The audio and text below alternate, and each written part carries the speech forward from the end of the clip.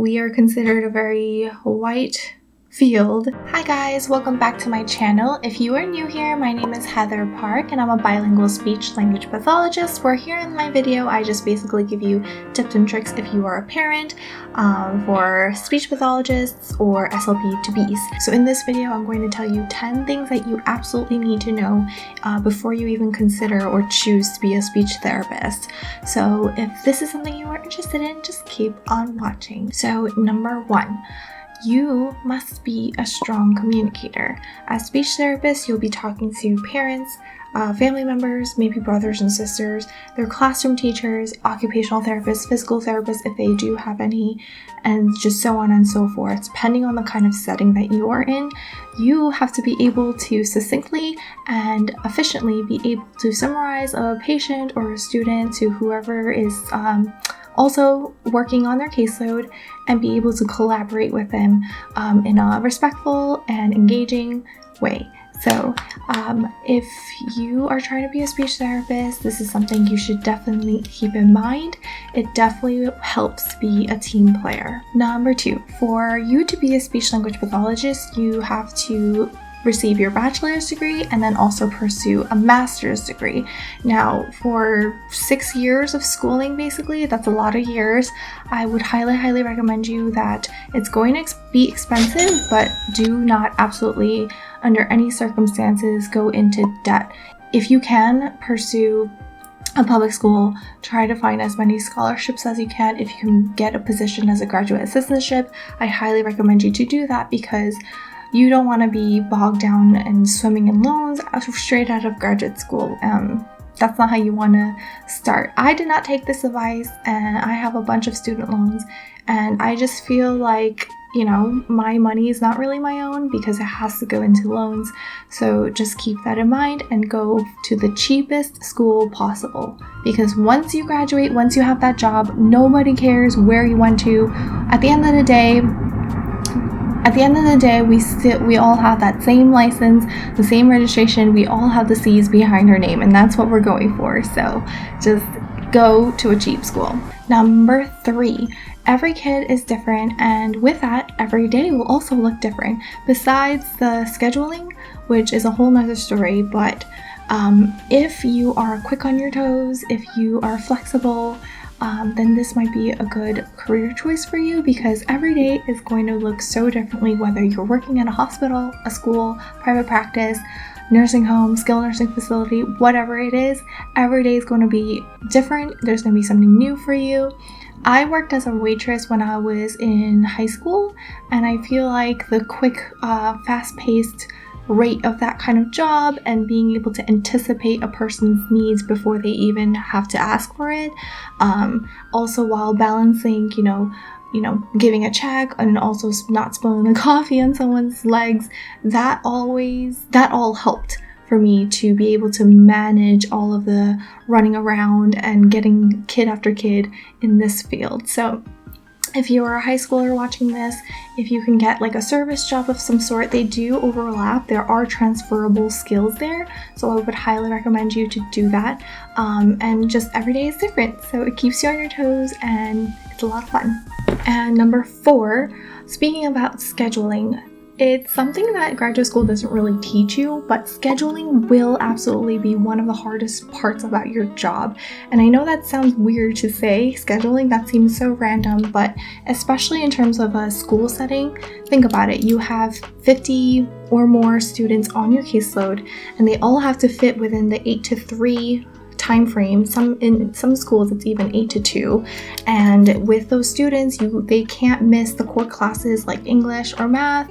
A lot of them, maybe you can pull them out of PE, but those kids who love PE or dance or music, you know, they're not going to want to come out of that, so you have to work around that. The students might be getting other services, and they might fight you for the best slot. There's a lot of moving pieces that is involved when scheduling students. And I mean, There might be some teachers who are a lot less flexible than others, and it could get really complicated. I think scheduling, I could make a whole nother video on this. So if that's something that you're interested in, comment down below or give me a thumbs up, and let me know that you would like a scheduling video, because I did find a system that worked for me when I had 65 students back when I was working in Harlem.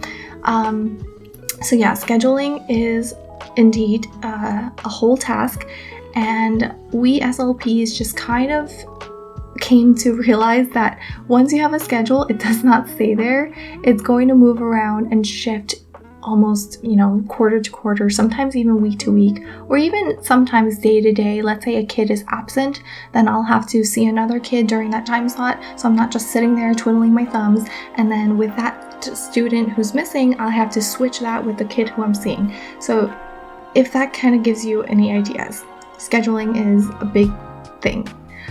Number 5, for what you should know before you consider going into this career field, is that there are a lot of fees that are associated with maintaining your license.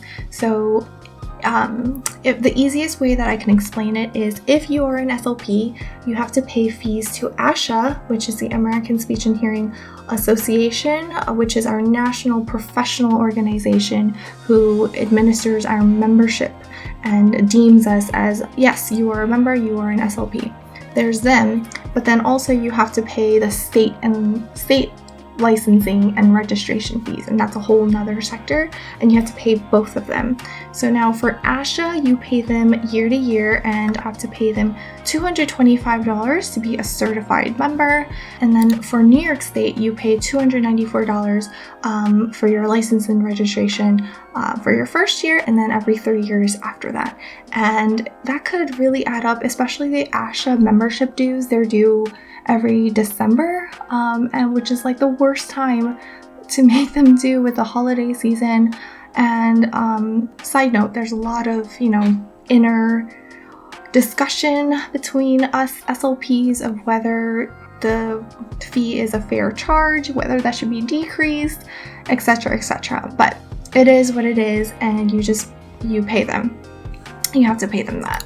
Number 6, I'm losing count here, that this field of speech-language pathology is really not diverse.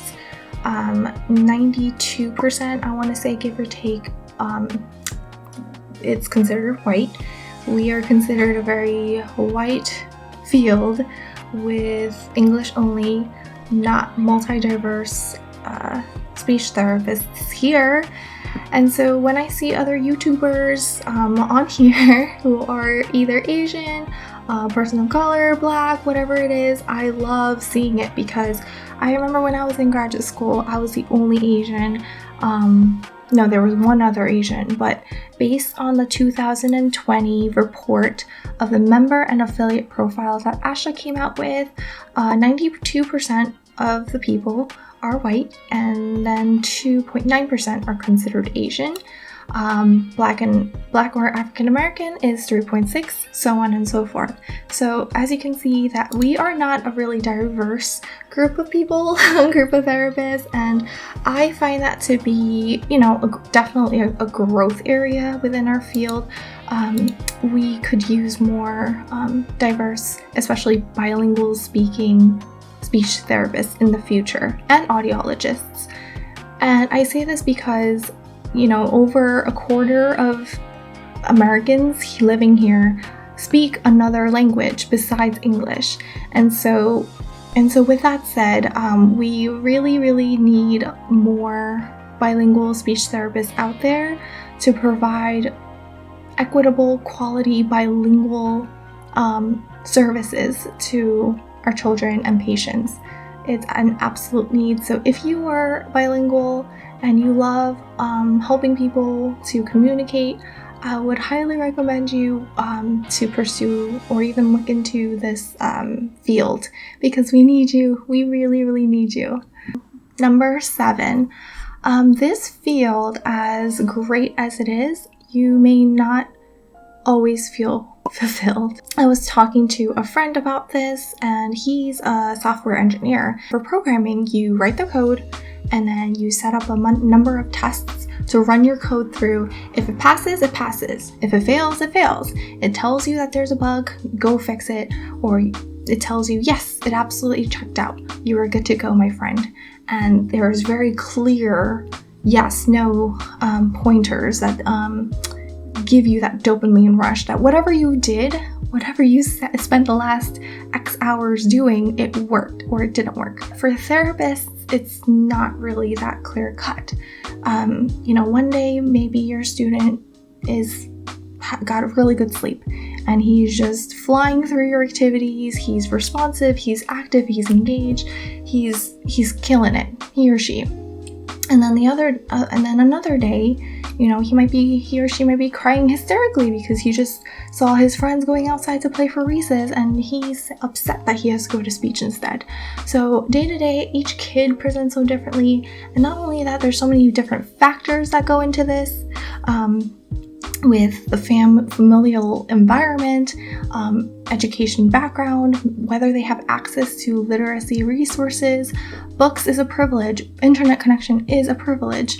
These are all privileges, and maybe every household's situation is so different that all of these are factors into whether or not a child can progress in their speech and language goals.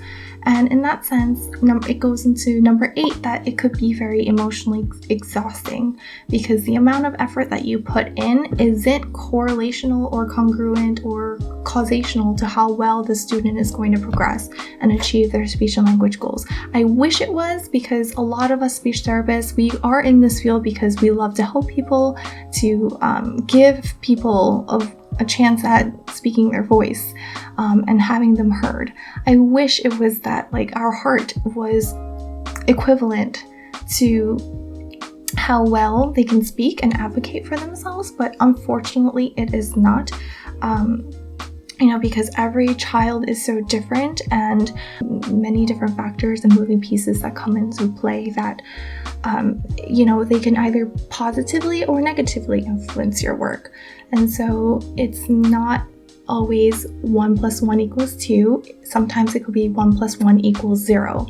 I feel like that was a bad analogy, but yes, it could be emotionally exhausting.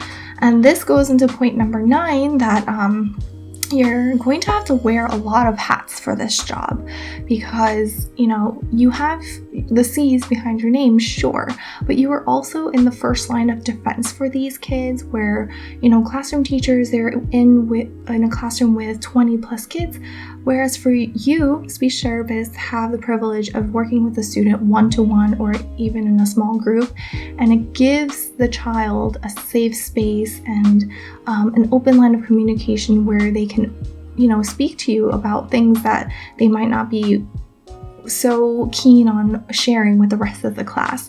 So with that, I sometimes feel like, one day I'm being a counselor, another day, I'm an older sister, other days I'm like their mom or their aunt.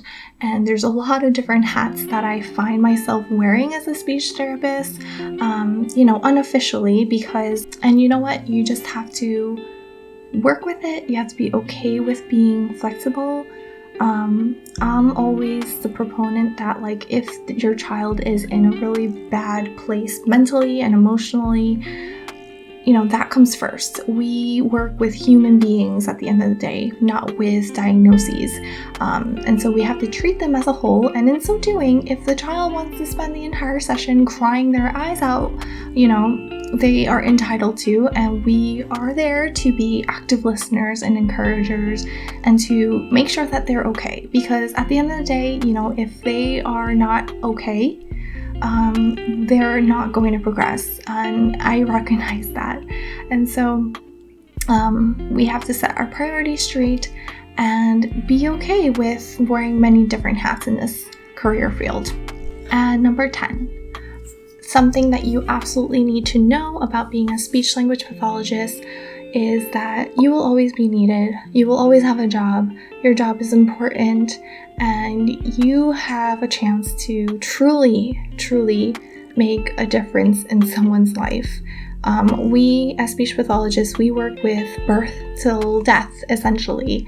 And within those major milestones, major setbacks with strokes or Parkinson's disease, we are there to act as a support system and to provide guidance, strategies, and tips for someone to access their voice and advocate for themselves. And it's a beautiful gift that we can give.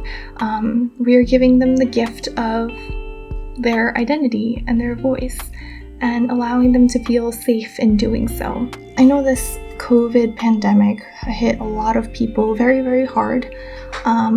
And many of you have lost your jobs or have family members who did, and it's been very difficult. But as a speech pathologist, I have been noticing that, if anything, there has been a greater demand for us to be out there as essential workers, because we are needed in the hospitals, private practices, schools.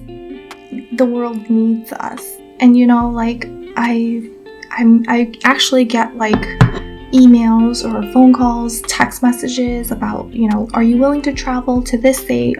We need someone. We're willing to pay you $70 an hour. I have someone who offered to pay me $125 an hour. And I don't want to put really a number on it, but all this to say is that speech pathologists, it's really hard. The 6 years of schooling that you have to go through is absolutely difficult. And it's the hardest thing I feel like I've done in my life. But once you are over that hump, it makes everything worth it, because the impact that you have on someone's life is incredible. So I just shared with you 10 things that you absolutely must need to know before you choose to be a speech therapist. If you're a speech therapist and there's something that you think of that I didn't mention in this video, please share it down below for future SLP to be out there. And I hope this video helped you. And that's it from me. I will see you guys in the next video.